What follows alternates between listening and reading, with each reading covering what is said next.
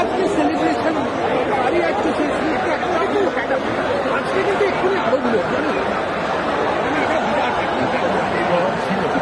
একদম ধ্বংস করে রেখে দিয়েছিল। আমরা যা এটা থেকে আমরা একদম একবার পুনর্নির্বাচন সেইটারই চলছে চূড়ান্ত ভাবে 48 ঘন্টা আগে শুভেন্দু অধিকারীর আত্মসহায়ক গুলিবিদ্ধ, অনেক জায়গাতেই এখনো 12 জনের মৃত্যু হয়েছে। কি বলবেন? গেরুয়া আবির মেখে আক্রমণ চলছে।